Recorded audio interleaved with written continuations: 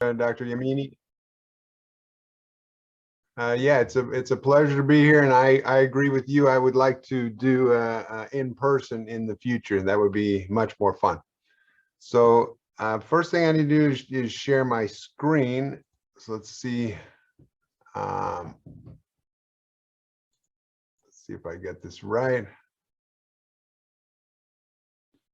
Can somebody tell me if they see my screen? Yep, we see your screen. I feel like I'm on the wrong slide. Here we go. How about now? Now it's full. All right, so I have no disclosures to discuss. So I'm going to kind of give like an overview of the sort of image processing and engineering analysis. And the goal of this is to do some kind of image analysis and engineering analysis on top of the images that we see to try to identify key characteristics of Chiari malformation that might help neurosurgeons treat patients better. So our final goal is to provide better treatment options, or at least assessments that might help physicians examine different surgical procedures and do a better job of treating Chiari patients.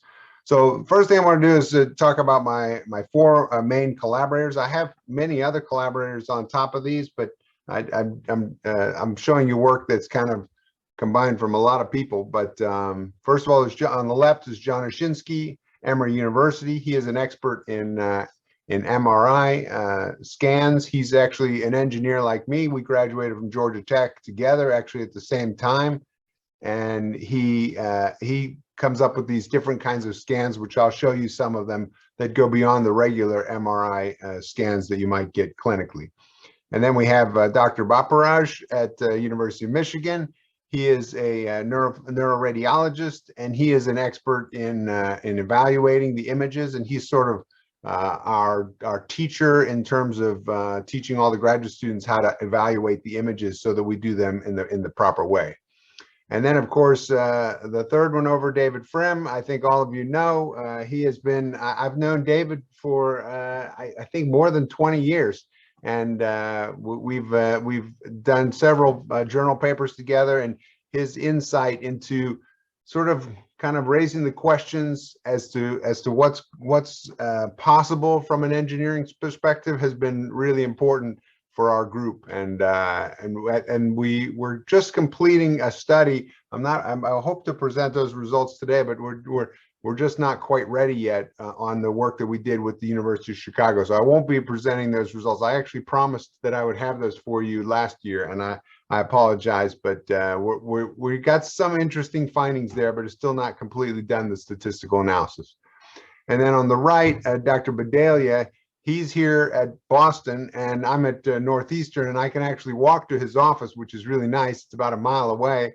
And he's got some really different perspectives on special MRI scans, and he's recently increased our database by about 180 patients. So he's been really instrumental, and it's really great to have him locally. So just a quick outline. I'm going to talk about the three things that I often talk about when I speak about Chiari. Is one, morphometrics, and sort of the overall differences between Chiari and healthy controls.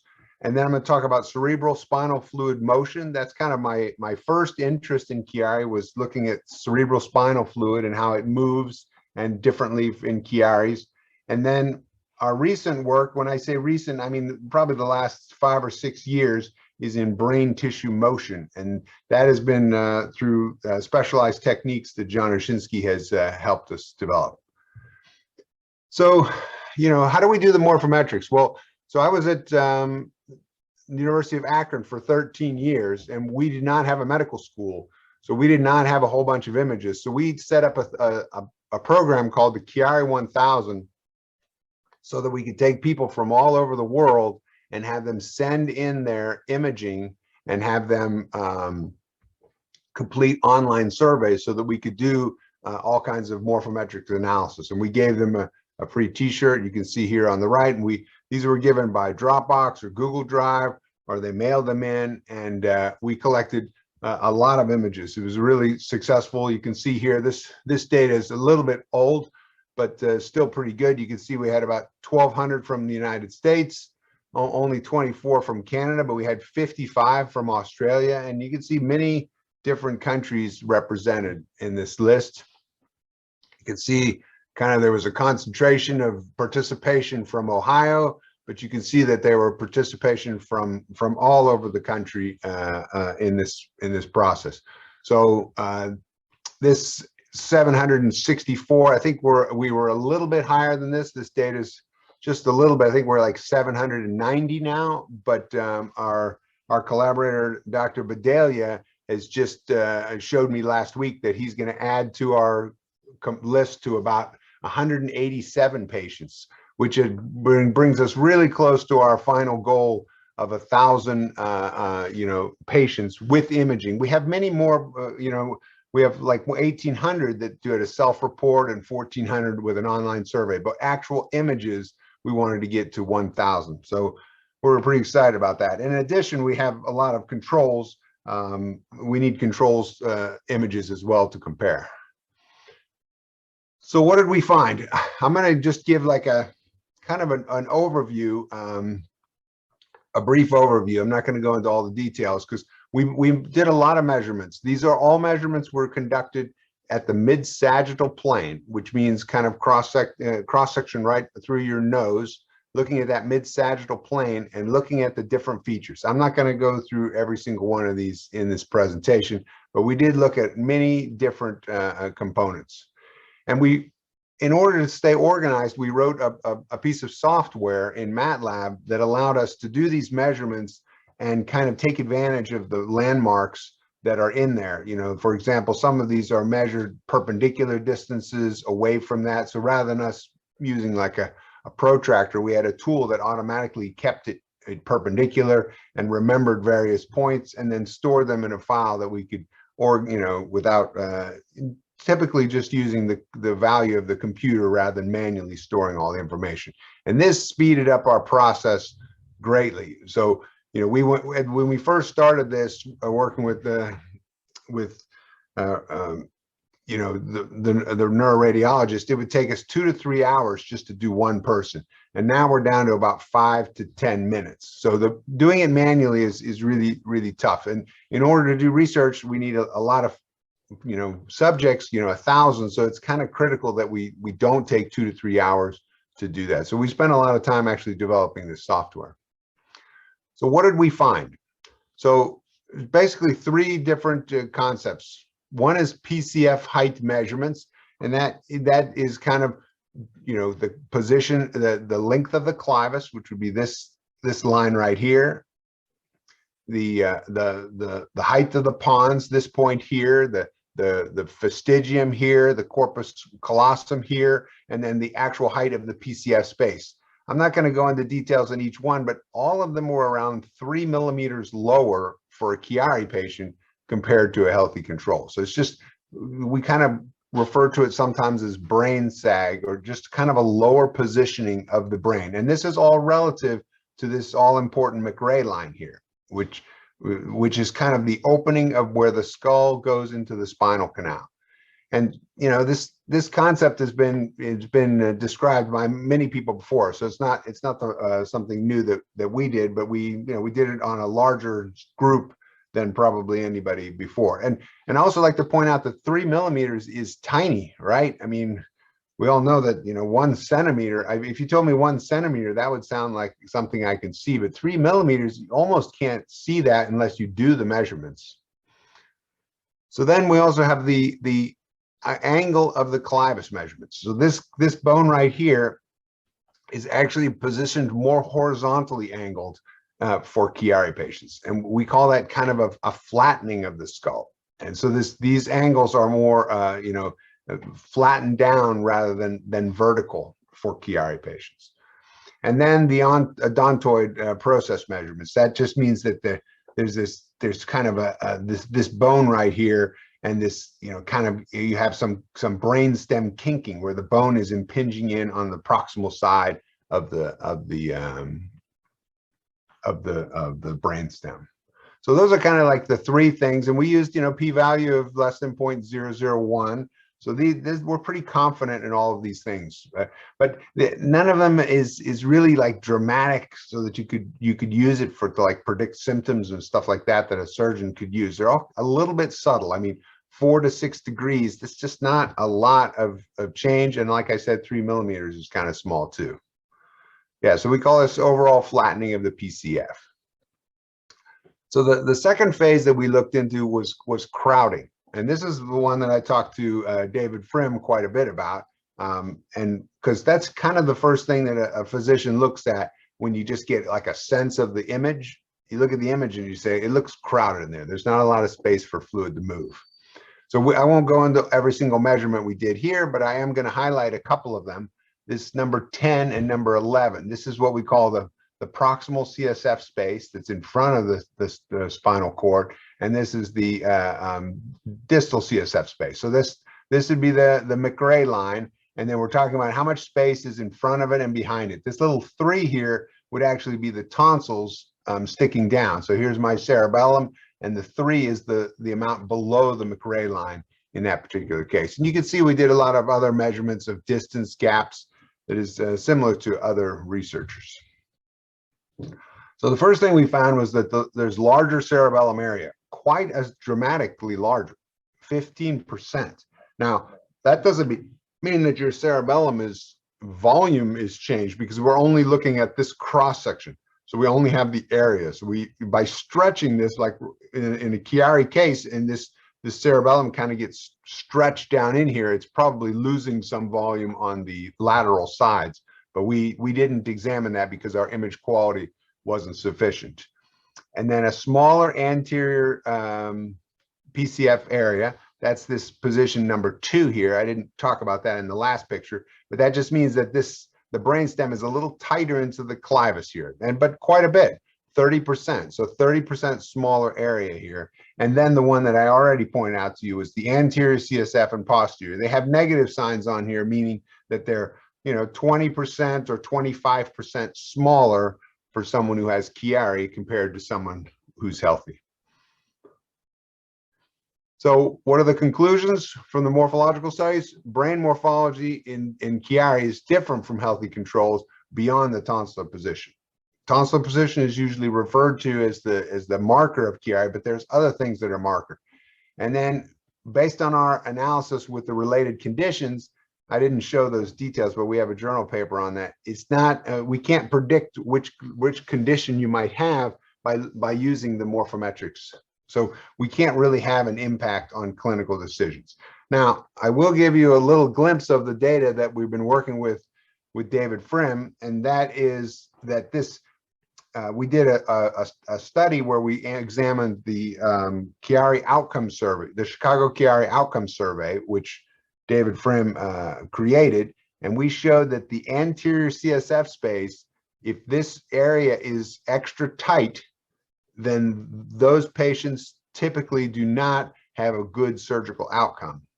And we haven't gone through and figured everything out, but in talking with David, we've kind of discussed the concept that if your surgical procedure is in the back of the skull, you're opening up the back of the skull and you're changing the size of the posterior CSF space, but you don't open up the front.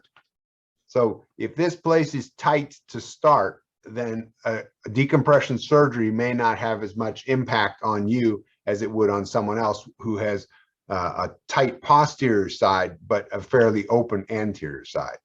But as I said, we were going through the second, we found this for the first cohort, and David sent us some additional patients, and we're trying to make sure that those data remain correct.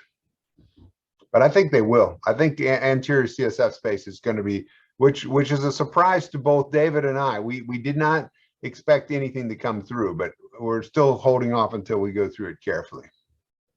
Oh yeah, sorry, this is the study I just described. All right, CSF motion. Now this is something I've been talking about for a long time. This is kind of, so my first my background is really fluid mechanics. So I got into Chiari. I was not looking into Chiari morphometrics in the beginning. I was looking at cerebral spinal fluid motion because my expertise is fluid mechanics. Let me just go through this kind of cartoon just to make sure everyone's on the same page, is that you have blood flow coming in this red artery, and you have blood flow leaving through the veins. Well, as we know that the blood flow has to go through the capillaries so that it modulates that signal. So the waveform that comes in is not exactly the same shape as the waveform that comes out. There's a little bit of a delay because of the resistance of those capillaries. Well, since your skull is rigid, there's nowhere for that volume to go except to go down the spinal canal. And that's what generates this CSF waveform. And that's the cardiac side. There's also the breathing side, which can modulate the CSF waveform a lot as well, because when you breathe, you change the volume of those blood vessels. You change the pressure in your diaphragm, and venous outflow changes. So that impacts it as well. But generally speaking, we as an engineer, you can see it's pretty simple drawing, right? A circle with a stick on the end. We got flow coming in, flow coming out. And then, so this brain is kind of swelling and changing, and it's a small amount. We're talking about 1 cc per cardiac cycle, which is, your brain, I think, is around 2,000 milliliters or 2 liters. So your total volume of your brain is changing by less than 0.5%, or the total volume that you're trying to stick in there. So that little bit comes up and down and creates this thing. Now, if you have Chiari, you can imagine you're sort of blocking, creating some resistance, which is going to change the pressure environment, which we think is causing problems. So here's tonsillar position. So this CTP stands for cerebellar tonsillar position with symptom severity. So there hasn't been good correlation with the length of your cerebellar tonsils and correlation. So here's a picture here of a pretty significant Chiari. You can see it's outlined here in green, and you can see this is pretty good blockage. It's blocking this quite a bit. So our thought was that the length of this measurement from the red line, the McRae line, down to the tip of the cerebellar tonsils is not necessarily an accurate measure of the blockage of that.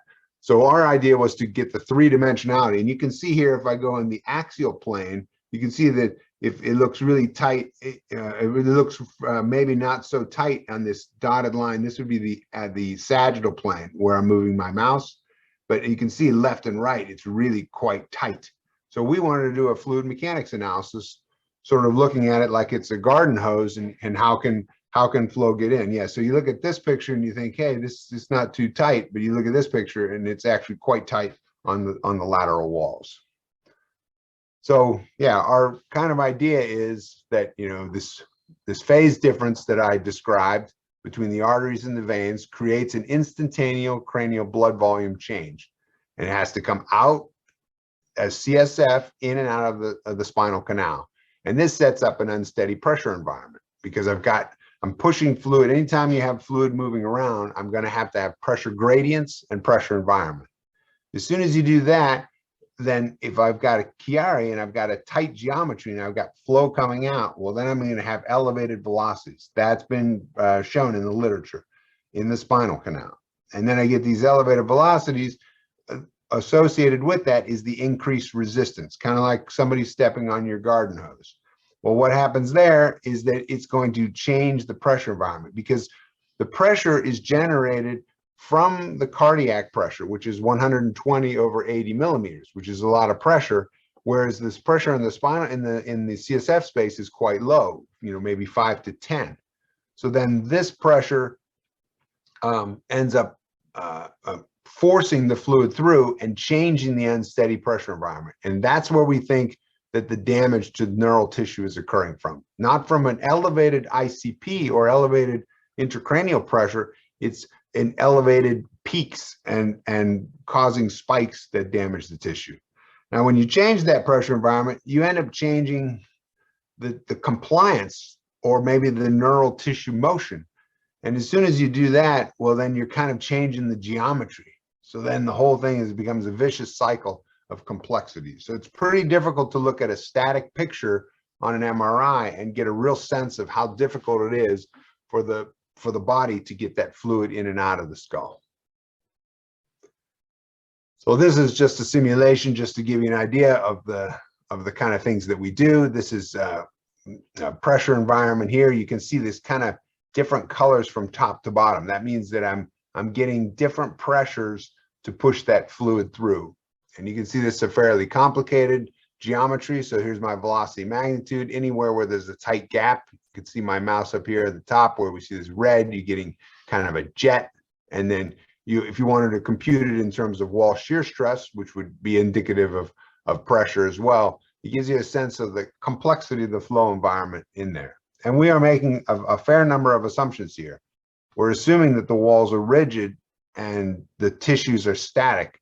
We've shown that if you include moving tissues, you can get a better assessment of what's going on. But in this particular example, we're using rigid walls. So we did a study with Dr. Baylor where he broke the patients into two groups, one with cough-associated headache and one with non-cough-associated headache. And essentially what the two groups are, all Chiari patients are complaining of headaches, but some of them, the headache goes away after a little while when you cough, and some of them, it just remains full time. So that's kind of a symptom class of the sort of a Valsalva headache that breaks the two into two groups. So what we found, this parameter, which I haven't described in detail, but we call it integrated longitudinal impedance. It is our measure of resistance to flow, and it's a measure of unsteady resistance. If it was steady flow like your garden hose, it's a little easier, but we have to do it in terms of its frequency components when it's an unsteady. So we're using the first 8 hertz of the frequency and integrating that to get a value of how hard it is to push fluid up and down. And we saw a pretty big difference between the non-cough associated headache and the cough associated headache. I apologize. This should be flipped. I apologize. I just realized I labeled them wrong. This should be cough associated headache on the left and non-cough associated on the right. I'm sorry, these headings are in the wrong spot. So basically we got more resistance for people with a cough associated headache and also a larger cerebellar tonsillar position. So here you can see the data. Yeah, this one is labeled correctly. I apologize on that last slide. So the blue ones here is the ones with a cough associated headache, meaning their headache goes away, say 5-10 minutes after the cough. You can see they generally have much higher resistance than those that don't. But you can also see that there's significant overlap. For example, this one here, he's 12-18. That's one of the bigger ones that'd be over here in the blue. So it's not like a completely telling piece of information. You can't easily predict who has a cough associated headache and who doesn't. And the same thing is true. We lined up the tonsillar position, since that's often used by neurosurgeons to evaluate the severity. You can see here that the tonsillar position does not correlate with this gradually increasing thing. That's that 3-dimensionality that I was talking about earlier. So this guy's got a 27 millimeter herniation, but he only had an 823 longitudinal impedance. That's what we were after, is kind of discriminating between those that were really blocking flow and those that were maybe really long cerebellar tonsils that were slender that weren't blocking flow. So the conclusions for this is that resistance is much higher for cough-associated headache. The mean was 2.5 times higher. And resistance is more predictive of cough-associated headaches than tonsillar position, although it was not excellent prediction. Somewhat predictive, but not, I wouldn't call it something that a neurosurgeon could use as a tool. So the last thing I want to talk about, just curious, Julie, how am I doing on time? You're doing great. About 5 more minutes. Okay, thank you. So here I'm showing a picture that was given to us from Alexander Bunk in Germany, and it shows, this is not an exaggerated, this is a Chiari patient that has a tremendous amount of tissue motion. You can see it's going with the heartbeat and the tissue is going up and down. You don't see any motion on the one on the right, but it's actually a video here on the right also. This is a healthy control, has a little bit of motion, but you almost can't detect it. I would say this one on the left is one of the strongest we've ever seen. but you can almost get the feeling that this tissue is being stretched, and we were concerned that the strain on that tissue was important. So Dr. Shinsky came up with this methodology called displacement encoding with stimulated echoes, or Dents. And we evaluated it. We did a test to determine its accuracy, and we showed that it's quite accurate.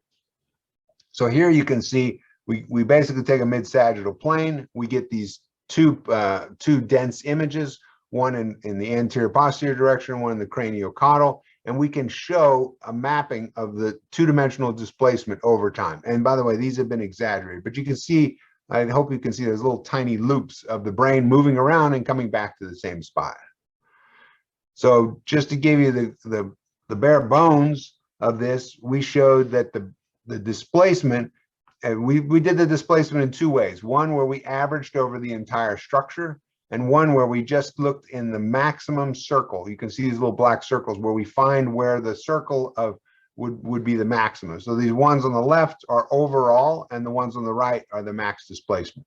So we'll do just the overall for the cerebellum and brainstem. You can see that Chiari's have more motion, about twice, and for both the brainstem and the cerebellum. If you go over into the max displacement, it's even a little bit more, 325 to 156 and 399. So you could say almost like 3 times or 2.5 times if you take the focal spot. So then we looked at strain, because we can take that displacement map and compute strain. And we can see here that the strain is also greater. You can talk about extension strain or compression strain, but in both cases, it's higher for the Chiari's than it is for the controls. But you can also see that that number is pretty tiny. 0.9 means that's the amount of percent. So it's less than 1%. We had a couple of them that were 1 or 2%, but overall it's pretty small. So this is kind of the overall results. Principal strain, we had really not much difference, but in the brainstem, but in the cerebellum, we had definitely a difference. But you can see there's quite a bit of noise on there. So it's not a huge difference as well. So in conclusion, brain tissue motion and strain for Chiari is approximately twice that of healthy controls. But the magnitude is very small. I say approximately 1% here, but many of them are even less than 1%. And it's unclear if neural tissue is damaged at that small amount. For example, if I start shaking my head right now, I'm probably causing 1 or 2% change just by shaking my head. Now, it is true that this little small 1% is occurring every single heartbeat, which happens all day long and all night long. So maybe it does cause some damage, but quite frankly, we expect it to be a little larger than that. So decompression surgery altered the brain tissue motion. Yeah, I didn't show those results, but when they do surgery, it does go back to normal. So it is kind of an indicator that the biomechanics is coming back to normal, but we're not clear that it's the smoking gun that we found something that is causing the symptomatology. So overall conclusions, image processing and engineering analysis has identified several unique characteristics of Chiari, and we need to further studies to link the symptoms. And we've done a lot of work on that, and if I had found that, I would show you that. We have that small link that I talked about with David Frim's data with the anterior CSF space, but with the tissue motion, we did not find any connection with the symptomatology. And we want to understand how the morphology is related to these biomechanic parameters, and we're working hard to do it. What is the root cause of these symptoms? And are altered biomechanics important, or just a side effect? In other words, is it biochemistry? Is an engineer's working hard on it, but do we really learn something by looking at this motion and strain? And if so, can we combine morphometrics and biomechanics to come up with some kind of clinical tool for Chiari? And that's the end of my presentation. Thank you very much for your attention. Thank you very much, Frank. So we've got just a couple of questions here in the chat before we let you wrap up. So we've got one question from Penelope Edwards Conrad. It says, role of upright MRI in the diagnosis of Arnold Chiari malformation? Yeah, that's a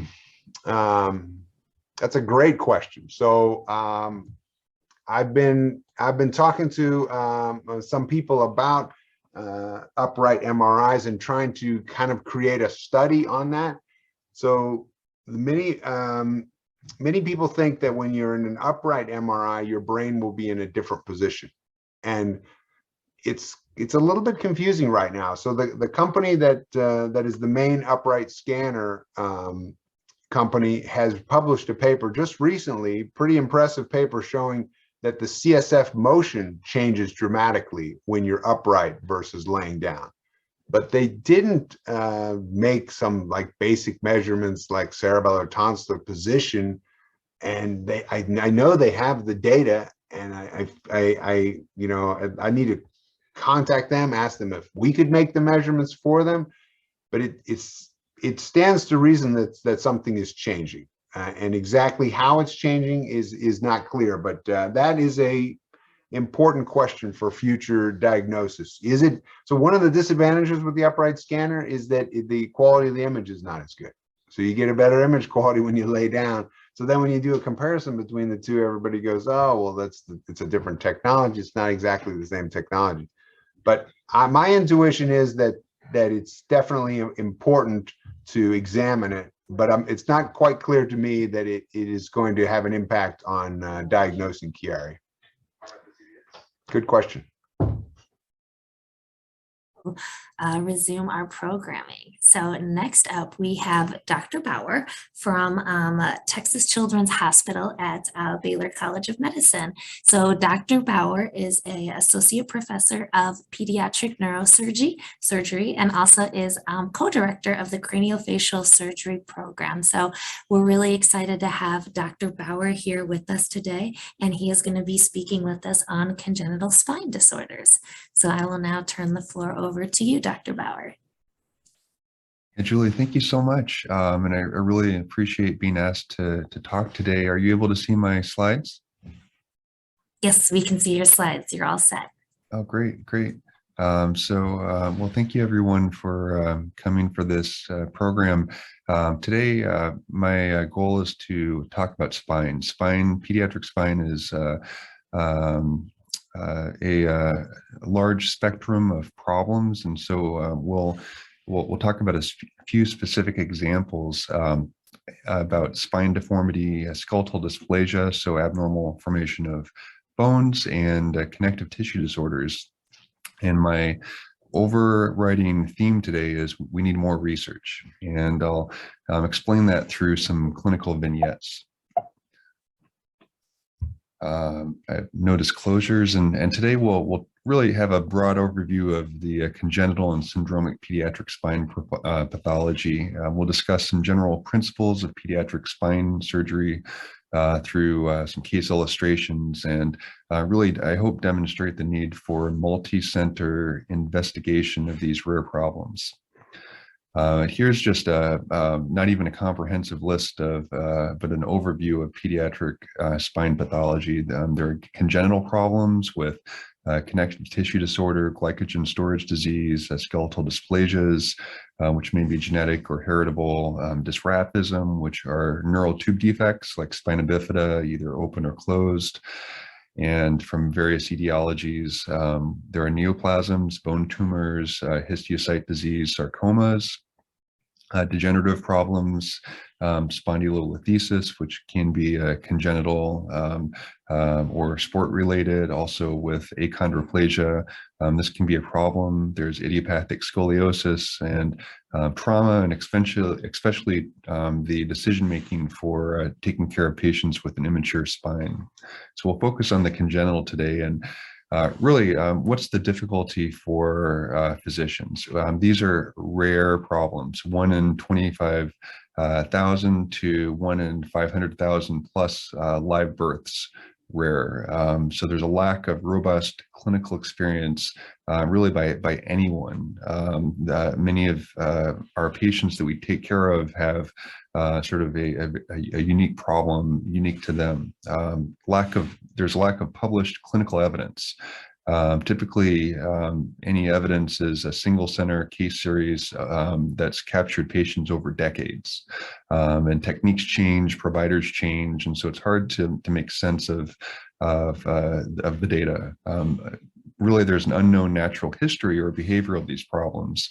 And so these are rare, and to have a coordinated long-term follow-up studies. And really, it's unknown or poorly documented the potential comorbidities that these patients may have, which can range from cardiac abnormalities to bowel and bladder dysfunction or other problems that would be important to know about to really manage the condition and take care of these patients. And then on top of that, kids are living longer with these conditions. Many of these conditions might have been fatal in the past, and now when we have kids living into adulthood, we find new problems that arise that are unexpected. And so having data to know what to expect can be helpful. And so what about the concepts? I'll briefly go over concepts of the pediatric spine. Spine growth occurs until about 2 years after puberty. So that's menarche, or growth of facial hair in boys. And when I take care of patients with spine problems, the bone age matters. And we can tell this with a few different classifications, because you can have a deformity called crankshaft deformity if you fuse a spine too early over too many segments because of growth of the other parts of the spine. And so long-term follow-up is needed for all patients, at least through skeletal maturity, if not further, with these problems, to ensure stability through normal growth. And patients with dysplasia or connective tissue disorders are at risk for progressive deformity over time. And so here's a graphic of the pediatric spine. You can see the significant growth between age 3, age 10, and then age 16 when you've been through puberty. This is the Reiser classification of skeletal maturity. It really can tell you where you are if you're fully mature based on how much of the hip bone, the iliac crest, has turned into bone from cartilage. This is from Joseph Risser in 1958. You can also tell this through triradiate cartilage. This fuses mid-puberty, and so this is helpful. Or a hand radiograph, and this shows you how you can determine bone age through a hand radiograph. And so what are the causes of pediatric spine deformity? Well, there's congenital skeletal dysplasia, and again, this may be syndromic or genetic. There are connective tissue diseases, mucopolysaccharidosis, Ehlers-Danlos, Marfan, etc.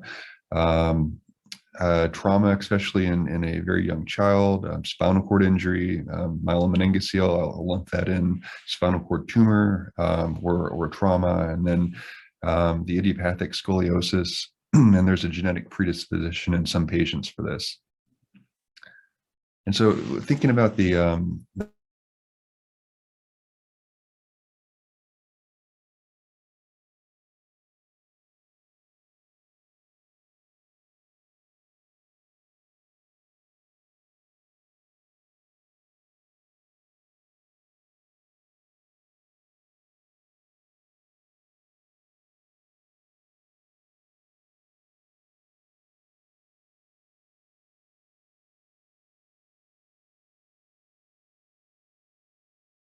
on the right side, you can see how congenital scoliosis or a coronal or a side-to-side curve could form with either a hemivertebrae, which is segmented here on the right, or fused. And these are just graphic descriptors of all of the different vertebral body anomalies one might see, with various missing pieces of vertebrae on the left. And then on the right, sort of lumping broadly these defects into defects of segmentation. You can see block vertebrae, where the vertebrae are all fused together in a block, either as a whole vertebrae or maybe just one side of the vertebrae. And you can imagine how this might cause deformity in the spine as a child were to grow. Or the defects in formation on the lower slide, where you can have wedge vertebrae that might have differential growth over time.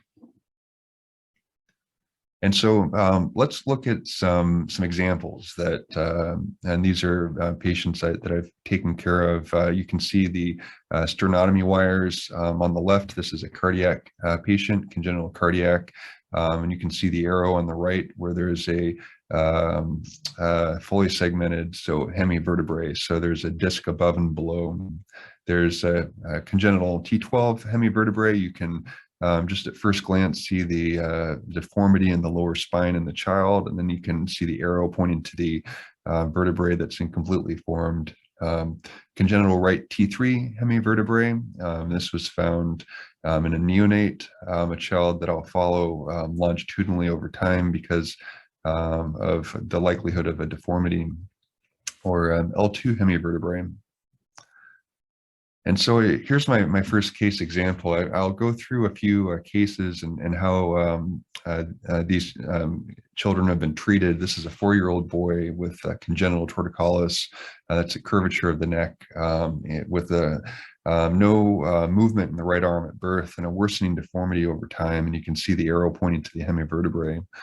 And there's a split spinal cord malformation, lack of a spinal cord on the right side, which caused the weak arm. You can see on the right the sort of change in the angulation of the spine and the neck over time. And so here's the child undergoing surgery. The sternocleidomastoid muscle was tight. This is on the right side. You can see the tightness. And the hemivertebrae was on the left. And so we planned a release of the sternocleidomastoid with a vertebral resection and fusion. And just a short segment because we didn't want to fuse too many levels in this child because of the further spine growth. And you can see the neck was completely straight immediately after surgery, after release of the muscle. And this is our post-operative film, and then long-term in clinic, 6 months after surgery, straight neck.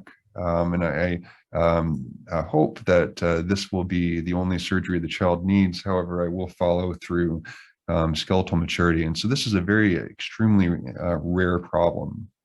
And a series of similar patients from across the country sort of documenting and understanding how the rest of the story plays out, how they grow up would really help to inform future decision making for surgeons encountering a similar problem. We'll go into syndromic and connective tissue disorders. So these are Ehlers-Danlos, Marfan, Loewy-Dietz, Hurler, Morquio. There are many named disorders because these are, again, all rare. Osteochondrodystrophy, chondrodysplasia punctata, achondroplasia, hypochondroplasia. And then I'll lump in trisomy 21, Engelmann, Prader-Willi, Rett, Noonan, neurofibromatosis, osteogenesis imperfecta. These are often have a genetic correlate that can be tested, but these are all very rare with very few published studies or case reports or guidelines to guide clinical decision making. And in the congenital or syndromic spine, there is a high chance for scoliosis throughout childhood. Kids may need spot imaging or regular follow-up in a spine clinic. The most common association that many people talk about is Marfan's with scoliosis. It's just a little bit more common than some of the others, but overall these conditions are so rare, there may be a loose association for comorbidities, but no specific guidelines for the whole or total care of these kids. And so there's a need for research to inform guidelines on when to image, what to image, how often to image, and then when to operate. When you find a change in imaging and what operation to perform. So I'll have a few case examples. This is a 14-year-old girl with Loewy-Dietz syndrome. She's had an orthotopic heart transplant followed for a potential spine deformity. You can see the positive sagittal balance and the spondylolisthesis. And she presented with acute pain and quadriparesis, couldn't really move arms or legs after a minor fall. And you can see the stretched spinal cord on the left, and the middle film showing really subluxation at the cranial cervical junction and then mid cervical spine. And so She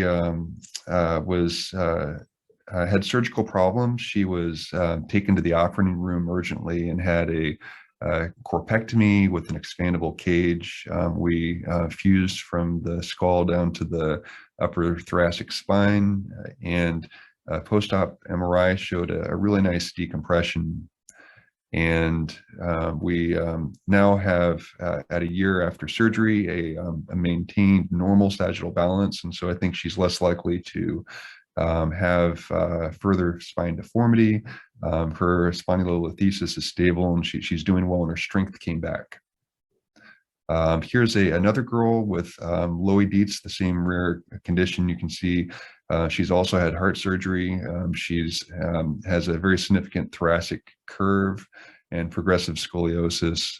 It's hard for her to walk. She has spinal cord injury and myelopathy from a nerve root cyst in the cord. And so we took her for cyst resection and then correction of her scoliosis. You can see the straight spine on the right, and her symptoms improved.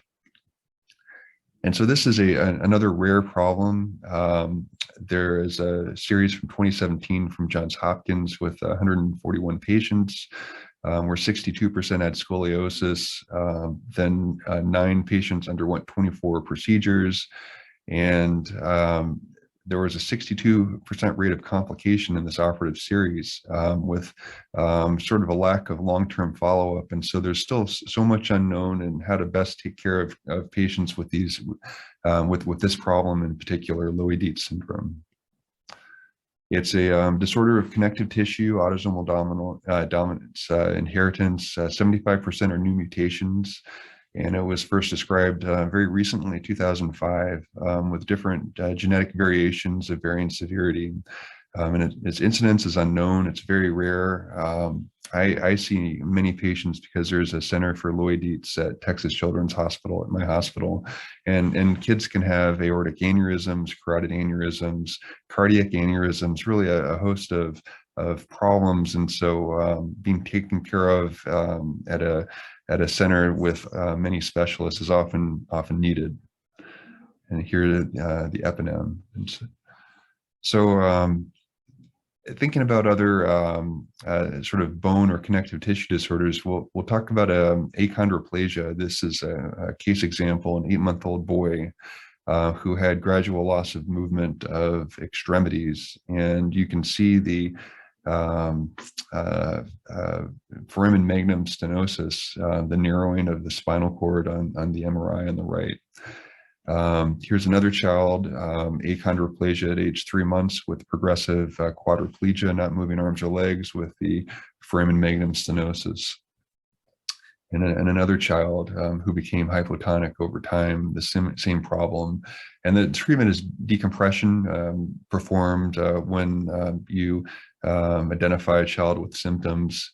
And I'll typically get flexion and extension films after surgery to make sure there's not dynamic instability. And for achondroplasia, thankfully, there are some guidelines. The American Academy of Pediatrics has surveillance guidelines that were published in 2005 and updated again 2 years ago. It's interesting, though, there was a study in 2018 that evaluated screening rates for achondroplasia in an insurance database and found that only 14% of patients were fully and appropriately screened.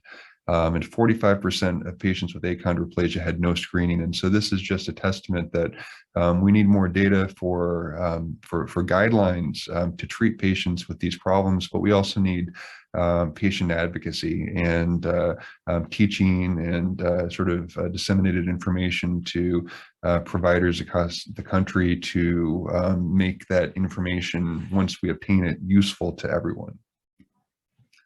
And of course, patients with achondroplasia have multiple other problems. This is the same patient 9 months later who was developing this gibbous or sort of bony deformity in the back that I'll need to brace and likely treat with surgery at some point. Patients with achondroplasia can have other problems. There's significant spinal stenosis. You can see that on the right with compression of the spinal cord and nerve roots. Here's a 5-year-old boy with new back pain and a similar problem with a spinal deformity and compression of the spinal cord and nerve roots. And you can really see a progression over time. And to me, this shows us all why careful longitudinal follow-up of these kids is so important. You can see the progressive deformity and angulation, and really on the MRI, you can see the severe compression of the spinal cord and the nerve roots. And so this patient needed a corpectomy from a posterior approach of resection of that bone, straightening of the spine, and then fusing above and below. And again, in a younger child, trying to do a short segment, if possible, to prevent future deformity. And so let's talk about achondroplasia. So the incidence is around 1 in 25,000 to 30,000 live births. So again, a rare disease. All mutations are autosomal dominant and fully penetrant. And that means that you get achondroplasia and you'll have the complete phenotype. 80% arise from new or spontaneous mutations, usually the FGFR3 gene. And patients have a variety of problems that need to be addressed to and improve function and maintain health. So the guidelines, so the AAP has guidelines. Dr. Daniel Pur put out the guidelines in 2022. These are all very important. This is the neurosurgical evaluation and management of children with achondroplasia, because many of these kids have multiple neurosurgical problems, but the guidelines are only as good as the literature. And so I'll recommend that there is a need for a robust prospective database evaluating diagnostic imaging, treatment, and outcome to better inform providers on how to treat patients with achondroplasia. And so what are the neurosurgical considerations? Well, there's hydrocephalus. Some patients might need a shunt. There's foramen magnum stenosis, temporal lobe abnormalities, seizures, which might require surgical intervention, thoracic kyphosis or lumbar hyperlordosis, so basically scoliosis, or spinal stenosis, narrowing often of the entire spine, and sometimes craniosynostosis. And thankfully, we do have specific growth curves for kids with achondroplasia, so we can know what is normal for a patient with achondroplasia. We'll move on to a similar but slightly different problem. So this is a 13-year-old girl with Chondro dysplasia punctata, followed since infancy, as the patients should be followed. And you can see the abnormal bone on the CAT scan on the left, sort of this little punctate areas in C2 of bone formation, and the compression on the right of the spinal cord. And so this girl required a C1, C2 harms fusion at age 7 for progressive instability. And then she presented at age 14 with worsening myelopathy, spinal cord compression. And you can see her 22-degree sort of balanced curve on the scoliosis films, but the skeletal dysplasia on the right and the narrowing of the spinal canal. And we obtained flexion and extension imaging. I find flexion and extension imaging is very helpful in taking care of patients with these types of problems, seeing the spinal cord stretched over the bone in the middle picture, and then also the harms fusion, the C1 screws growing through the occiput. And because that happens frequently in little kids, I've moved to almost exclusively using transarticular screws, because the tulip head is lower, and that doesn't happen with those types of screws. But we performed a corpectomy to decompress the spine. We put in an expandable cage and posterior fixation and fusion. You can see the final construct on the right. Also the and she did well. She had improvement in her myelopathy, and so What is Chondrodysplasia punctata? So it's a skeletal abnormality characterized by irregular punctate calcification of dystrophic epiphyseal cartilage and other cartilaginous structures. And so it's associated with short growth, rhizomelic limb shortness, cataracts, hearing loss, developmental delay. And again, this is super rare, 1 in 400,000 live births, and 90% are female.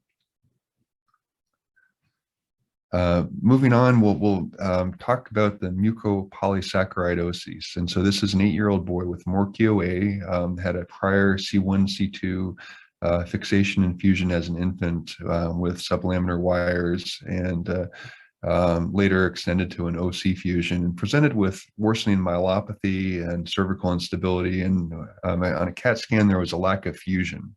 And you can see the narrowing on the right on the MRI. And so we went to the operating room, removed the rod and sublaminar construct, and put in segmental fixation to redo the arthrodesis. So again, it's important to follow kids over time, and in the setting with lack of fusion, when do you intervene? When do you perform another operation? Morchio is rare. It's a type 4 mucopolysaccharidosis, 1 in 250,000 births. And so any one center really doesn't have a tremendous experience. Kids with Morchios have short stature, abnormalities of ribs, chest, spine, hips, wrists, hypermobile joints, hypoplastic bones, really a high rate of spinal cord injury from an unstable cervical spine. These kids have normal spinal cord function, but many of them become wheelchair bound over time because of spinal cord injury from spinal instability, which is something that could potentially be preventable if intervention is done in a timely manner. Centers have studied Morchio A and found severe tracheal obstruction with patients at risk for dying from sleep apnea or life-threatening complications from anesthesia. And this is very important to know about when taking care of these patients, having a preoperative team that can address this, going to the ICU after surgery. And the etiology is a narrow thoracic inlet with disproportional growth of the trachea to chest cavity. Other mucopolysaccharidosis, this is MPS I Hurler's, a patient that had a prior T9 to L2 fusion, and you can see the deformity on the left, and then on the right, the fusion, but now the positive sagittal balance. The child's leaning forward, which often causes hardware failure, and that happened. The hardware pulled out, and the child had revision to the pelvis. And then I first met the patient at age 14 when the patient was developing progressive myelopathy, weakness, and problems walking. And the child had failure of the hardware, also an area of spinal cord compression in the mid-thoracic, upper thoracic spine. You can see on the left on the MRI, and the positive sagittal balance. And he went from ambulatory to a rolling walker to nearly a wheelchair. And so you can see the two areas with the red arrows of the spinal cord compression. And so we took him for C2 to the pelvis with a cervical laminectomy to decompress, and he's now ambulatory on his own, improvement in myelopathy. But we needed to do this in order to maintain his function. And so this is again, MPS I, it's a lysosomal storage disease. Kids can have skeletal dysplasia, cognitive impairment, heart disease, respiratory insufficiency. All of these things need to be managed by a multidisciplinary team. And a question I have is, should we be proactive or reactive when considering surgery? And this, it really is unknown. I think the close follow-up is important, but how often do we follow kids with these problems? Every 6 weeks, every 3 months, every year, during periods of growth, only if someone has symptoms. These are things that could be studied with sort of a multi-institutional database study. And these are all rare problems, all of the mucopolysaccharidoses. These are some of the more common ones, 1 in 100,000, 1 in 150,000 males, 1 in 70,000, very rare. So we'll finally move on to another type of skeletal dysplasia. This is just of the cervical spine. You can see a spine on the left. This is a newborn. And then at age 2, with a congenital sort of fusion of the cervical spine called clipophile. You can see the progressive compression of the brainstem on the MRI on the right from the spine, and the skull settling on the spine that wasn't present as a newborn. It progressed, and you can really see the kink in the spinal cord on the MRI on the left. At the base of the skull, and the patient developed dysphagia, myelopathy, and had a dysplastic craniocervical junction. So if you've seen the CTs before, you can see the sort of abnormal anatomy between the skull base and the first vertebrae, the fusion between the second and the third vertebrae, and worsening basilar invagination and flexion. So I get flexion and extension, CAT scan and MRI in these kids to see how much the anatomy can reduce or decompress with a fusion. Typically, the fusion and extension is the safe position in the position of decompression of the ventral components. And you can see the ventral compression and flexion. So on the left, the brainstem with the chin down is just draped over the top of the spine, and on the right, you can see the CSF, the white spinal fluid in front of the brainstem where it's decompressed. And so this patient underwent an occipital cervical fusion and extension. And you can see the construct with the sort of atypical location of the hardware placed with navigation because of the abnormal anatomy, and the child improved. Here's another case, a 3-year-old boy with progressive quadriparesis. You can see the middle picture where the skull foramen magnum appears translated forward anteriorly over the spine. So there's significant compression there from the abnormal anatomy between the skull and the spine, craniocervical junction. And so the child was seen initially at an outside hospital and had a C1, C2 fixation, but no occipital hardware. And the child failed to fuse and had a loosening of the hardware and myelomalacia. So this is injury to the spinal cord and movement and flexion and extension. And so we removed the hardware and then distracted with a device that allows sort of manipulation of the spine by the surgeon during surgery, and performed an occiput to C3 fixation.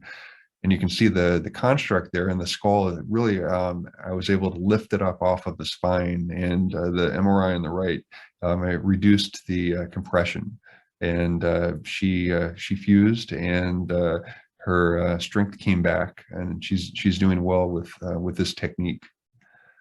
Another child, a 15-year-old boy, and again, these are all different, and this is why I go through them, that even though these are all problems with the skull and upper cervical spine, the differences between these patients are quite unique, and potentially the treatment could be different, or the risk for having spinal cord compression could be different depending on the anatomy. And so this is a 15-year-old boy, congenital torticollis, worsening myelopathy. And you can see on the left, the spine is really in the middle of foramen magnum. There's assimilation or fusion of the first vertebrae to the skull. On the middle picture, you can see how sort of asymmetric the spine is. And so this is torticollis, not from a tightening of the sternocleidomastoid, but from a skeletal dysplasia. And so I performed decompression with an occipital cervical fusion and extension, and I was able to correct a significant amount of the deformity. And you can see the straighter spine on the right and plane with no spinal cord compression. And here's the sort of construct. And again, the hardware placed with navigation, I find that's very helpful for these patients. And so this is Klippel-Feil syndrome. It's a congenital fusion of really any cervical vertebrae. The term originates from 1912 with two physicians in a medical school thesis on cervical abnormalities. The prevalence is around 1.2%. This is in a cohort of 831 pediatric patients undergoing a C-spine CT for mostly trauma, but really various problems. There's some genetic basis to it. And here's the original thesis,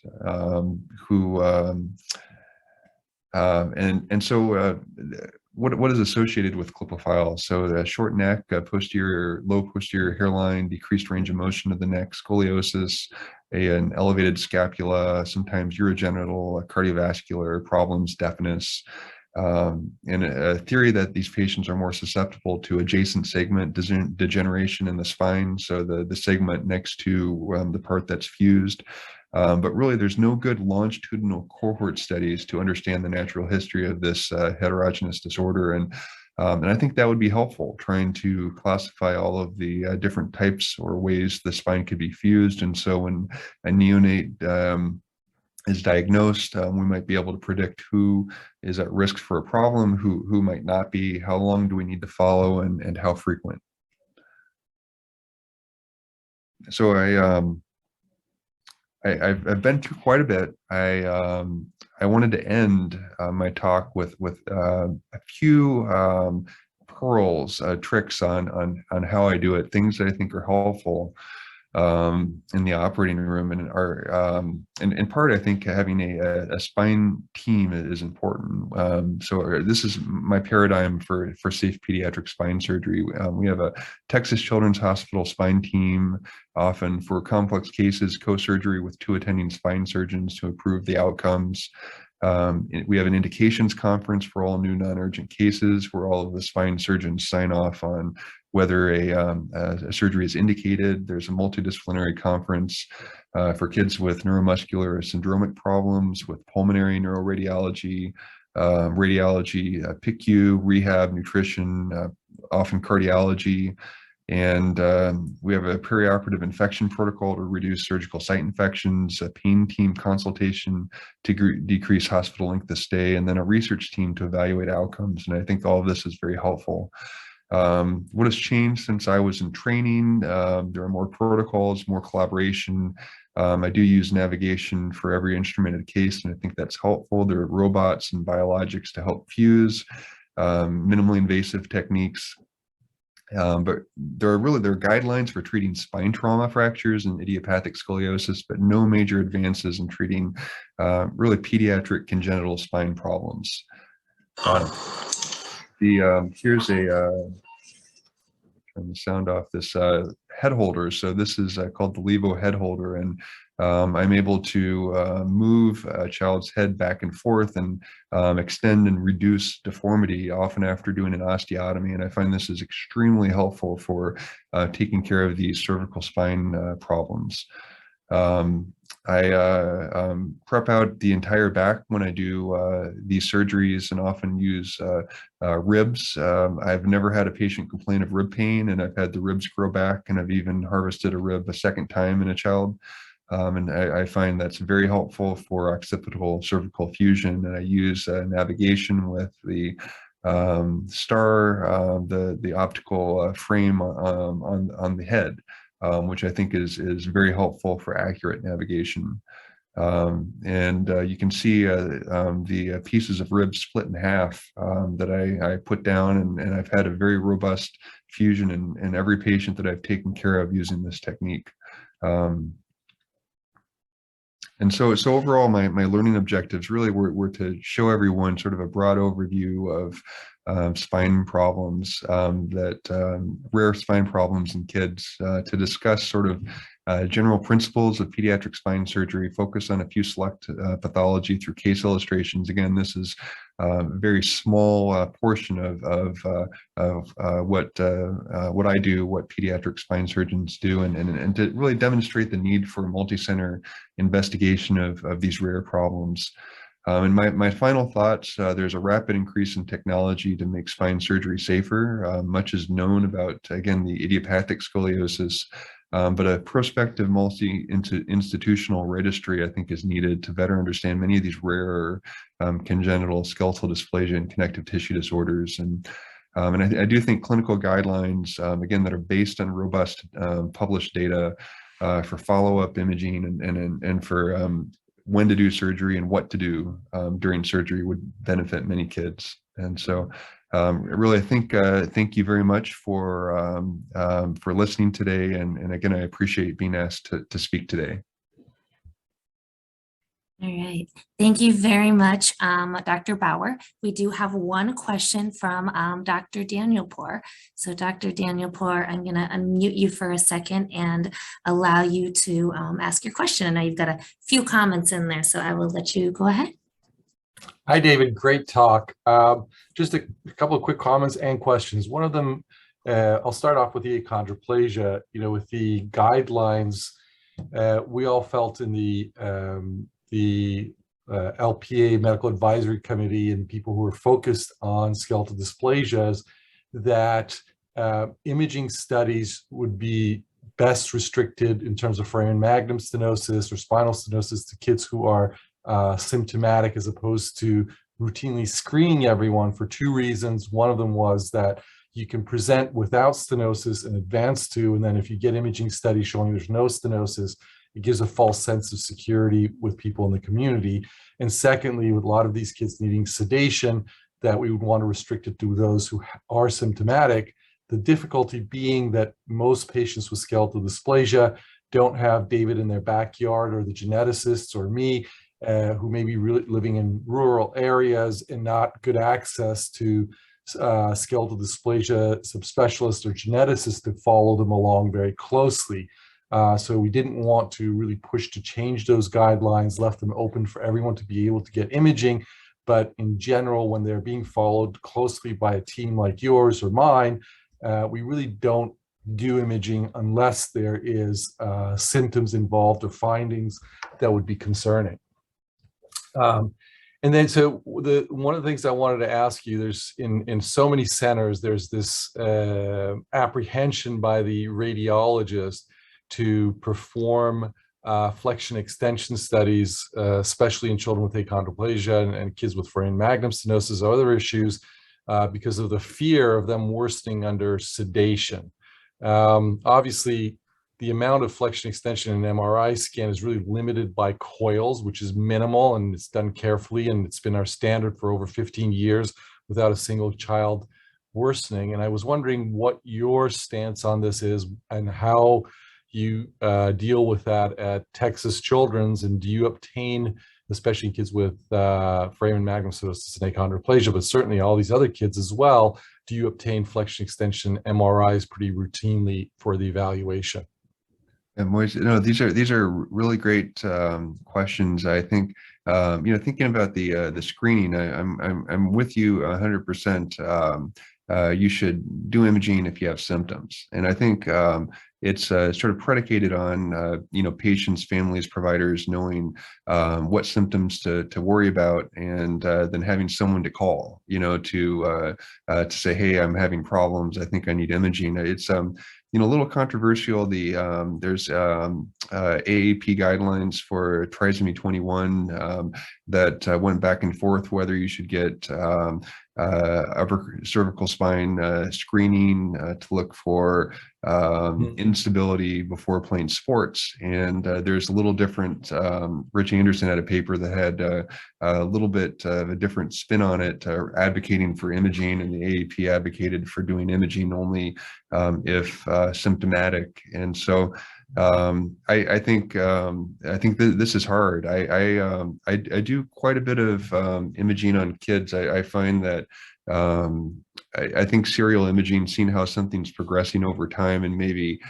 getting imaging to show spinal alignment can predict a progressive deformity if you have positive sagittal balance versus neutral balance, where someone might be safe over time. But I think we still need more data, but I do find that the flexion extension imaging is so very helpful, and we do it routinely. We have a protocol where for awake kids doing an awake MRI, older kids, they'll just do the flexion extension. I think that's easy for anyone to do. It's really the sedated kids, and for kids under sedation, someone from my team will basically we will assess a kid, before the imaging. We'll know how much flexion and extension the child can do routinely, and then we will have someone from my team do the movement, the flexion and extension during the scan. The scans are quick. It's a quick sort of T2 in flexion and extension. And so I also think if there is spinal cord compression, which, that's why we're doing the scan to see if there is spinal cord compression. It's for such a short period of time that I've never seen someone have a new deficit or a problem. And I think as long as it's done for just a short, the 3 to 5 minutes that it takes to do the imaging, and then a child's put back in neutral, then I think it's safe, and the diagnostic capability to tell me when I need to do surgery or not do surgery, I think is so very helpful. Yeah, I could not agree with you more, especially because when we looked at our long-term series, it's probably one of the largest single surgeon foramen magnum and achondroplasia patient series with Dr. Ramoyne, and about 14% of children who were in neutral position did not appear to have significant obstruction of anterior CSF flow. When they were put in flexion, certainly had cord compression, and that 14%, one would have thought, well, maybe the sleep studies are wrong, and maybe they don't really need a foramen magnum decompression, and they would have suffered, significant myelomalacia over time. So I think that's really, like you said, it's very important to get these dynamic studies, and very important for the geneticists and the radiologists to understand that there is a significant portion of patients where you're not going to understand the pathology, especially with foramen magnum stenosis, without doing flexion extension studies and without looking at the CSF flows in those positions as well. Really great work. The other quick question I have, and I don't want to monopolize this, but with the punctata patients, what is your experience in them actually showing any improvement? Because obviously it's much more than just a bony issue. It's really a neuronal developmental issue as well. Do you see any, of course we do these because of the wanting to extend life and preventing sudden death, but do you see any of these children ever improving from fixing the stenosis or the dynamic instability? Yeah. So there's these kids, there's sort of a spectrum of functionality, and this girl, in the case series, was in early high school and played, I think, clarinet in band, and she had myelopathy, couldn't, her fingers weren't functioning to play the clarinet, and then she was able to go back after the surgery, and it was sort of an acute problem from the spinal cord compression. And so I think for patients that are functional and then have a new problem that correlates with a change in the bone position, new compression. Right. Spinal cord, I think for sure the surgery can be helpful, and again that one also had, it was upper thoracic, but it was a flexion extension MRI that really showed the compression. It's very interesting, because most of them that come to view either at the big center that takes care of, I'm just blanking on the name right now, or us, really are essentially not moving or quadriplegic. And so yeah, I think yours is what you're pointing to as a subgroup that has better function, because usually there's a real neuronal component, not just the bony compression. But very interesting work, and great work, David. And hopefully now with the consortium that you're going to join, you can answer some of these big questions. I'm really looking forward to it. I mean, I think pooling the data, trying to get everyone's experience together, and then in turn helping everyone take care of patients with these rare problems, I think is so important. So I'm excited to do that. Thank you. Very nice.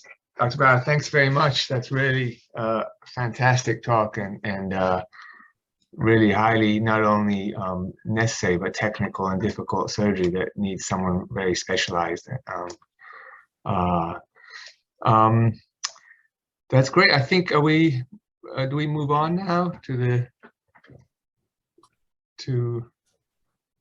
Yes, so we are ready to move on to some greetings from Mr. Hackett. So Dr. Yamini, I will give you the pleasure of introducing our founder, Mr. Hackett. Great. Thanks, Julie.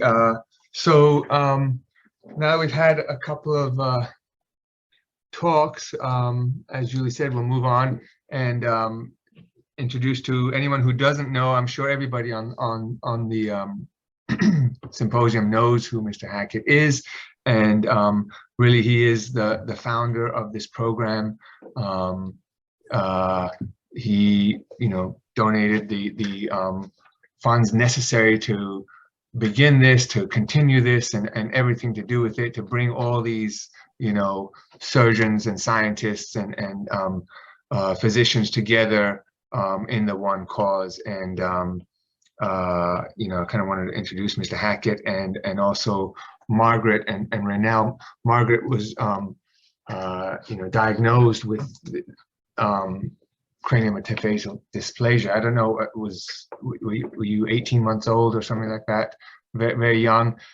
David Frim was Margaret's physician surgeon for decades, and I think Moise likely wasn't, and I do think that I even was involved to some small degree, but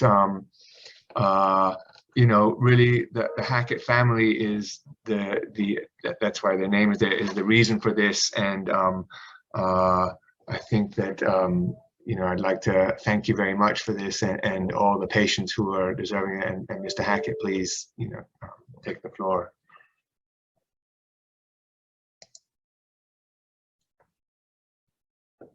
I don't know if we're did everybody hear me, or was I on mute? No, we heard you. Okay. You get Mr. Hackett on board. Sometimes you end up talking and you realize that you're on mute the whole time. Mr. Hackett, I'm not sure if you are if you're on, or Julie. Oh, there we go. Oh, great, very nice. I apologize. No problem. Well, I wanted to thank you very much, and you and Margaret and Raynell, thank you all very much for this, and give you the opportunity to speak, and everybody already knows who you are, as we just discussed. So thank you, please. Well, thank you, Dr. Yamini. Again, technology is no small challenge, especially at my age. However, I do want to thank everyone on behalf of the Margaret Hackett Family Center, our board of directors, all of our benefactors. We are thrilled to be able to underwrite the symposium, for the fourth consecutive year. And as you mentioned in the opening, we are very hopeful to do this in person at some point, because it can be so much more meaningful to be able to have face-to-face communications, not only during the symposium, but leading into it and following. So we look forward to doing this in person at some point in time, as we did the first two symposiums. I also want to send a shout out and a sincere thank you to you and our partner, all of our partners at UChicago Medicine, specifically you, Dr. Yamini, certainly Dr. Frim, Julie, Dressler, and the entire Margaret Hackett Family Program team. You are the ones that really make all this happen and bring this together. And it's I continue to be amazed at the expertise and the team that we were able to bring in and present, but it's all very meaningful, and it doesn't happen without the team at the Margaret Hackett Family Program. So thank you very much. Finally, I'd also like to send a sincere thanks to our presenters, Dr. Loth, Dr. Bauer, Dr. Baird, and Dr. Reed. This is no small task. Your commitment of time, work, and expertise in preparing and then presenting these critical insights through the symposium, I will tell you, will make a difference. They'll make a difference in the lives of patients and families who live with these challenging diseases and conditions and are looking for hope. They're looking for guidance, and it's so critical to, that we have this to be able to provide them with exactly that. So thank you to all of you for, again, your expertise and your time and willingness to participate in this symposium. And making a difference in patients and families' lives is really what we're all about at the Margaret Hackett Family Center. It's a non-for-profit foundation, and we're first off, we want to provide hope and direction to patients and families that face these challenging diagnoses. As Dr. Bauer noted in his presentation, there's some of these diseases may be 1 in 25,000 or 1 in 500,000, but they impact real people. So it's important to give them, to give us hope and direction for treatment, because in just a minute I'll give you a brief overview of our experience.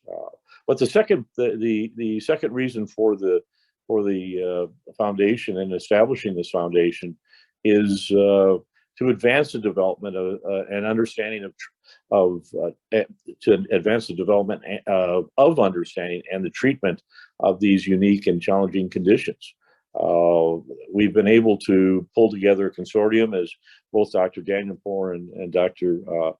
Baird mentioned, or Dr. Bauer mentioned, and I think it's being able to bring these great minds together to advance understanding, advance and potentially develop treatment options is really is astronomical in terms of providing the patients and families with help and direction and treatment options for these rare congenital anomalies. So again, I think as Dr. Yamini mentioned, why are we involved? Well, we're one of those families. Our daughter Margaret was diagnosed with an extremely rare bone disease at 18 months. When we got the diagnosis, there was no history of this disease in our family. There was no understanding. Certainly, my goodness, I couldn't even spell the disease, much less was there any idea of what to do about it. So, excuse me, we're on the phone. Sorry, we're on. So what we are looking to do is provide some direction and provide that some unique insights into these congenital anomalies, even to the point of being able to know where to go to get treatment. We've been blessed. We've been blessed with finding Dr. Frim, finding the University of Chicago Medicine, because Dr. Frim really gave us hope and actually worked with Margaret over several decades, multiple surgeries, brain and spinal cord surgeries, and as a result, Margaret, although she's bearing the results of some of those issues, she's here today, and I'm going to actually put her on in just a minute. So, I think it's important that there's organizations like us and symposiums like this that where we can address these unique conditions and be able to provide families and patients with hope and provide them some guidance on what to do, where to go, and as well as provide the medical professionals with that guidance and understanding of these conditions. So let me introduce Margaret. As I mentioned, she was diagnosed at 18 months with craniometaphyseal dysplasia. As a result, she has suffered hydrocephalus, syringomyelia, Chiari 1, She's had multiple decompressions and brain surgeries, spinal cord surgeries. I think we've probably counted them somewhere in the neighborhood of the mid to high 30s over time. And it's it's been a challenge and a tough road. And the whole idea is that, our experience that we've had behind this, both from Margaret's perspective and from the family's perspective, is one of the things that we can bring to bear to help other families and patients that suffer these conditions. So let me, Margaret wanted to make a few comments, and let me direct you to her right now. Margaret. Hi. So yes, I'm Margaret. And one thing that I want to make, I want to point out is that I know when we started this, Dr. Frim, he felt it would be very important for me to be like the face of this. But I think it is abundantly clear that my dad is really the, he is really the star behind this all. I mean, I'm just the face, but that's only because he's, he's really pulling all the strings. He's doing all the work, and I'm just the pretty face or something like that. But anyway, yes, my dad has really, kind of masterminded this whole thing, and we are just so amazed and so grateful for everybody that has been a part of this and that has helped us with, the whole team at University of Chicago, Julie and Dr. Frim, Dr. Yamini,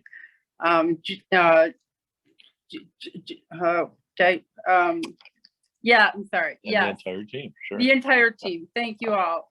And then also to all of the presenters that were there today, and the presenters the presenters today. So thank you all for coming, and I just know you're making a difference, because as my dad pointed out, although these diseases may they may be 1 in a million or whatever, but there's still that one person that has that. There's still that small number of people, and they're still people, and they need somebody to go to. They need somewhere to go for answers, and we can't just, we can't ignore that. So, and I think that was the real reason we wanted to do this, because when I had my diagnosis, we didn't know where to go, and we had nowhere to go. So we wanted to be able to create a place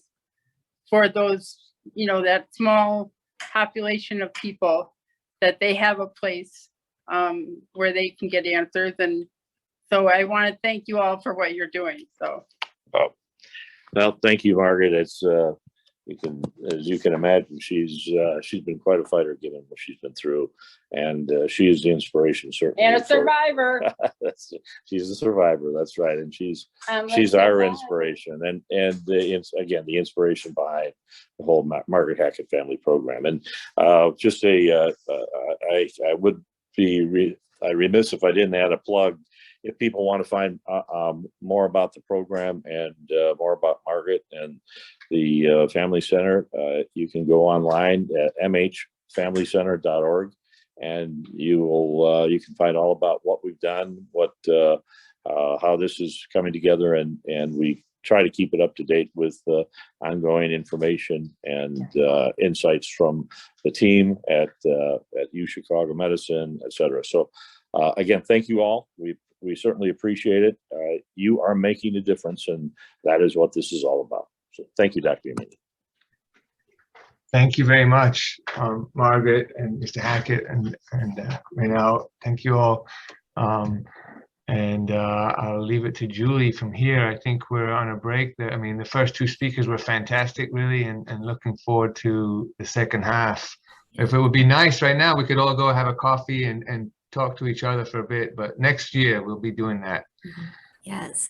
So thank you, Mr. Hackett, and thank you, Margaret, for all of those lovely words about the program. As Mr. Hackett said, we have wonderful resources available for patients, families, and also for providers. So after the conclusion of the symposium, I'll be sending out all those resources via email to everyone who registered, and also a recording of today's program. But until then, we are on a break until. And when we looked at the CT scans, however, we didn't see any differences. BMP9, the absence of BMP9 did not stop the interfrontal or posterior frontal suture from closing, okay? Another exciting thing in the lab is not only do we have these BMP9 knockouts, and again, this is the work of Dr. T.C. He from the Department of Orthopedic Surgery. We also have these transgenic mice that selectively express BMP9 in the musculoskeletal system. And what's interesting, again, tickled by Dr. Bauer's presentation, or those of you who do spine research, curiously, when you overexpress BMP9 selectively, these mice demonstrate scoliosis.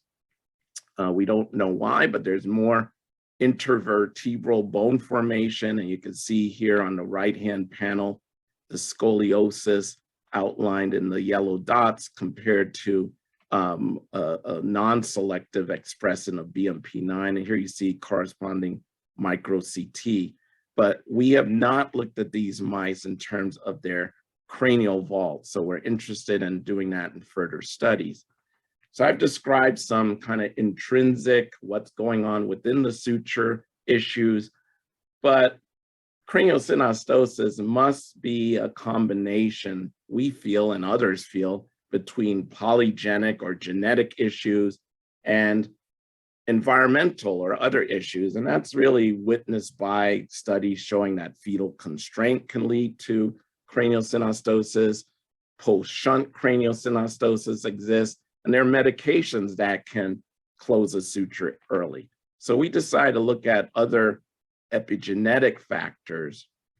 And one of the exciting things is looking at the mechanical landscape.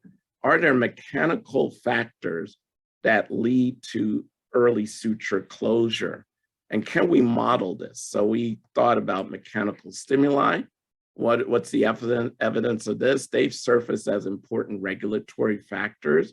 I talked about physiologic metopic suture closure. That's preserved across species. Why does the metopic suture close? You know, and then there's studies that suggest that mechanical forces such as chewing may impact bone and suture morphology. So we wanted to look at this in a modeling. And again, they're more smarter on this conference than I am. And this is the hard work of Pranav Haravu, one of our brilliant medical students, working with Callum Ross and the team who's done what's called finite element analysis, or FEM. And that's simply taking CT scans, segmenting them, assembling them, and then applying forces to measure strain on the sutures. And these are all the criteria we have here. I won't bore you with this, but we looked at the temporalis muscle, other muscles, and their forces on these sutures using described data in the literature on these muscles. What are the activation patterns? We also looked at suckling conditions, babies who suck. That's a force of about 87 newtons. We applied this all to these models and measured what is the strain on the craniofacial skeleton and the suture. And these are fancy diagrams. I'll just point out that the craniofacial skeleton undergoes areas of tension, shown here in the yellow and red, and compression, shown in the blue. Okay, so there's superior, inferior strains on the craniofacial skeleton. Here shown in these heat maps, and also medial lateral strains. And one of the things I should note is that Pranav's excellent work characterized what are these strains in CT scans of children that have normal suture patency, the metopic suture has not closed yet, when it's interval closing, and when it's fully closed. And just to summarize again, when we apply the forces of chewing and suckling on these models, we see high strain and tension in the areas of the metopic suture and the anterior fontanelle. That's shown in the red and yellow, whereas there's compression forces mainly directed on the coronal sutures. And as you can see, this is an open metopic suture. As that suture closes, the tension signal dissipates. This is also shown here in these frontal views. Again, high strain during chewing activity, which dissipates as the suture is closed. These are also plotted out. Again, sorry for the disturbing slide. It's not quite clear, but when we measured the strain perpendicular to the suture, either with suckling or chewing, we see high microstrain amounts in the metopic suture. And these paired bars shown here versus partially closed and closed sutures. So I just wanted to show again, craniofacial research is a large umbrella. I just given you a glimpse looking at non-syndromic craniosynostosis, which is likely multifactorial. We won't come up with one magic bullet. There's several factors at play, but I hope some of the research excites you to show that let's look at other cell types in the suture, and let's look at biomechanics, because I believe they may play a key role in governing some of the intrinsic pathways. So our future work will be to characterize suture morphology in the transgenic mice and to investigate more so these masticatory or chewing force patterns on suture cell biology. And again, I haven't even touched or scratched the surface on the role of the dura, which I'm sure would interest my neurosurgical colleagues. So that's all I have for you today, and I'll take any questions. I will just acknowledge some of the excellent work done by my colleagues here, Dr. He, Dr. Biederman, Dr. Song, all instrumental for the suture work, Pranav Haravu and Dr. Callum Ross, I mentioned for the FEA analysis. And then again, collaboration is key. And thanks to the Hackett Foundation for helping us with these difficult problems.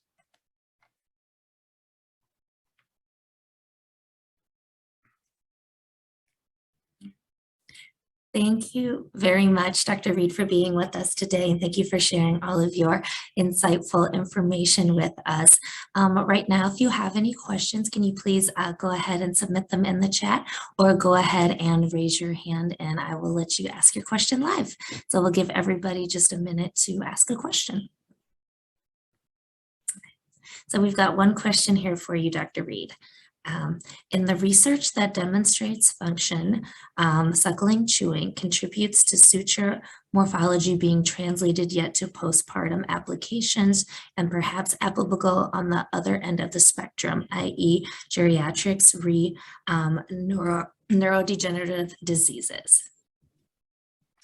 Yeah, you know, we're just starting on this forefront of describing suckling and chewing.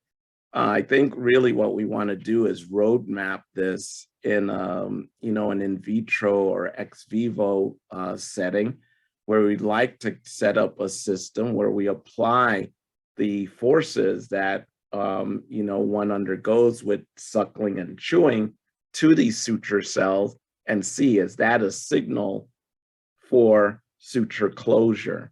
Again, this is just a stepwise march towards premature suture closure.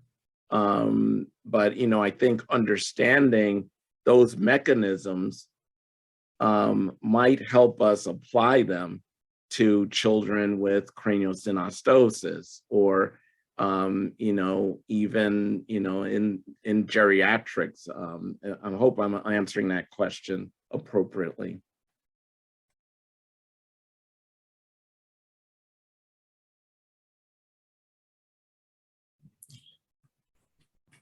All right, thank you very much, Dr. Reed. All right, so this concludes, if there's no more questions, then this concludes our symposium today. So as I said before, if you have any questions, feel free to reach out to us. I'll give the contact information here on the screen in just a minute, and then I will turn it over to Dr. Yamini to close us out. Thank you very much, everyone. Great. Thank you, Julie. Well, really nice, fantastic lectures. Thank you, Russell, Dr. Baird. That was, excellent. And I think that the chat system of asking, I wanted to ask a question and then I found myself lost as to how to do it. Next year in person will make it a lot easier, I think. But really, all four speakers, that really fantastic talks, and we'll bring everyone together next time so that we can, have a dinner and stuff together and have more discussion. I'd really like to thank everyone associated with the Hackett program. Let's talk about Julie and Christina and everything they did, and Rosa until she left, everything they did to put this together. I mean, I know that you do not get the recognition that maybe some of the others are constantly getting, but really without you, the whole entire program would not occur, and nothing would run smoothly. Everything from the three pillars, the basic sciences, the patient advocacy, and the consortium, none of that would happen without the two of you and without Rosa. So I just wanted to take this opportunity to thank you so much for everything that you do for the program. And I'm sure that the Hackett family would say the same thing. So then it just really leaves to thank Margaret, Mr. Hackett, Mrs. Hackett, really for your contribution to this program and everything associated with it, to thank David Frim for everything that he did, to thank Moise for chairing the consortium, and it really was successful. I don't think you just see at the bottom that there are 30 participants, but I don't think people appreciate how many people, individuals and patients are affected or affected by such a symposium, and the difference that it makes. And I want to thank everybody and really leave it at that. I don't want to say too much, and we're going to work towards, unless there's some major surge next winter, spring, I'm hoping that everything will be in person at that point. And we can continue to go forward. We'll have, the consortium will be bigger. We have lots of plans over the next year, and it's been really exciting. Okay, well, thank you very much to everybody, and I'll leave it at that. I don't know if Julie, if you had anything more. Just, yeah, like Dr. Yamini said, thank you very much for attending. I will be following up with some further information on how to obtain your CME credit on Monday, and then further information about the Margaret Hackett Family Program. Thank you, and everybody enjoy your weekend.